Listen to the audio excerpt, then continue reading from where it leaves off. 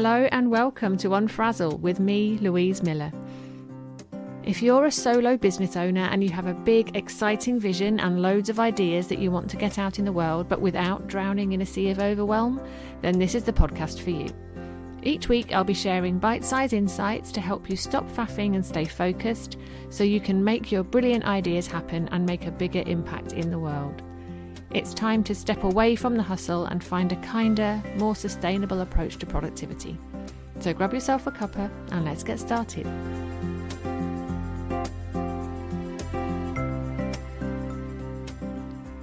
Sitting down for a laser mentoring session with one of my clients, I can see right away that she's exhausted.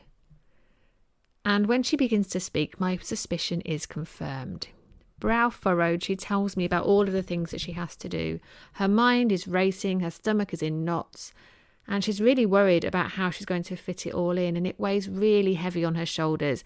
And the thing that Jessica is most anxious about is a new workshop that she's committed to delivering early next month.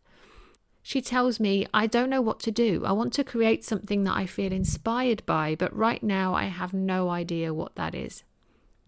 And I can see the problem right away. She's so busy and overwhelmed that she's in survival mode. Her nervous system is not happy. And how can inspiration flow freely through a tight, tangled knot of worry and stress? It's no wonder she's finding it impossible to come up with ideas. So I ask her what inspires her. And there's a pause. And then she says, well, a week away from everything usually does the trick. So, okay. If it's not possible to take a full week out right now, is there anything you could do to create a mini version of that in the next few weeks? And she pauses again. And then she says, I suppose I could take myself off to a lovely cafe for a few hours if I can find the time. And by the end of that 15-minute laser mentoring session, she's made a commitment to herself. She's going to take a book to a cafe that's surrounded by greenery. She's going to give her brain a rest and begin loosening the knot without needing to do anything more than enjoy her book and a lovely cuppa. And I've been having a lot of conversations like this recently with clients feeling up against it and desperate for space but struggling to take it. So how about you? Are you craving that space too? What if it were normal, accepted, permitted for taking that space to be a part of your working week? What if taking space was actually expected? Can you imagine how much more creative, innovative, energized and connected we'd be?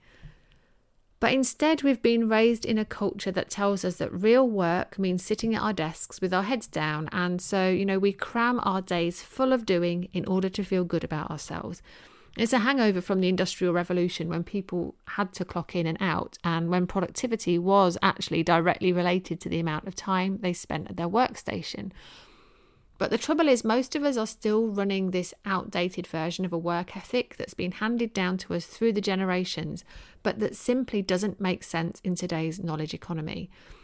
And it has been shown by people much cleverer than I that there is a point where doing more does not actually produce more.